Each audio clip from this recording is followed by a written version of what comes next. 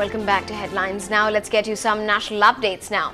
The CBI's charge sheet in the 2G scam finally came to a Delhi court in 7 trunks. NDTV has exclusive details of the charge sheet, which names former Telecom Minister A. Raja, Siddharth Behura, R.K. Chandolia and Shahid Balwa, but significantly it names DB Realty's Vinod Goenka and Unitech's Sanjay Chandra.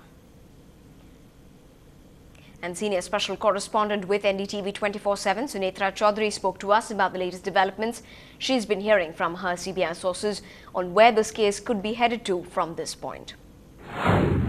What this basically involves, this particular charge sheet, what they've looked at, these 9 individuals and 3 companies. They've looked at how these 3 companies were favored by A. Raja, and what kind of manipulations were done in order for them to get 2G licenses, and all the people who were involved in that conspiracy. So you see A. Raja and his men from the Department of Telecom, that's Siddharth Behura, his secretary, and R.K. Chandolia. They've all been, they've put charges of cheating, they've put charges of conspiring, and also of abusing their official position in order to give these licenses and for getting benefits of that. Now, that's under the Indian Penal Code and also the Corruption Act.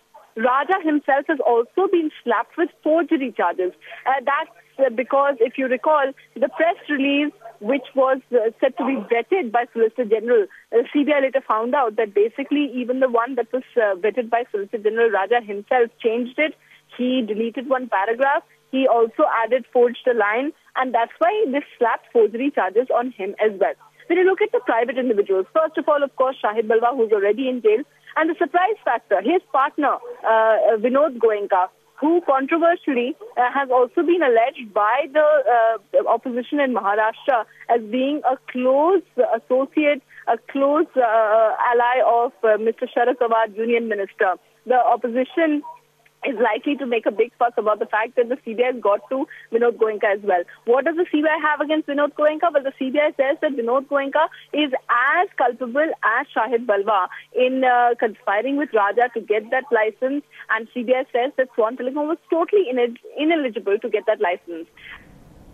Well, back to news from the state that's poll-bound in 10 days' time. While the candidates and the choice of constituencies by different political parties are out, many voters have been thinking twice and thrice about whether or not to ink their support at all.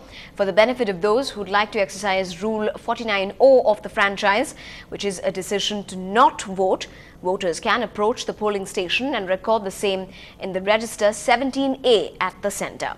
But this is not applicable for those who opt to send out their votes by postal ballots, as one needs to be present physically to avail this service. Now, after the Union Minister M.K. Arigiri got into a spot of trouble when an FIR was reportedly filed against him and 3 others for attacking a Tahsildar, now the state's main opposition leader J.J. Lalita has come out saying action has been taken as per the law. Here's what she said today. Well, at least now action is being taken according to law. That's a good sign. Well, the Tahsildar involved, who is the assistant returning officer from the Melur Assembly segment, was attacked while he was reportedly trying to cover Arigiri's campaign. Here's the reaction we gathered from him in person. A temple, Valladiyar temple is there. Honorable Minister, Central Minister Mr. Muka Alehiri, more than 50 persons visit the temple for gathering votes from their Ambalahara, the head of the village. We cover the program in the temple. They object the video coverage. Some peoples, some party peoples try to attack me and the video man. You're watching Headlines now on Ndtv-Hindu. Up ahead, as India are at the crease and have a mountain of a total to conquer, Chennai rolls out a folksy tempo for the men in blue.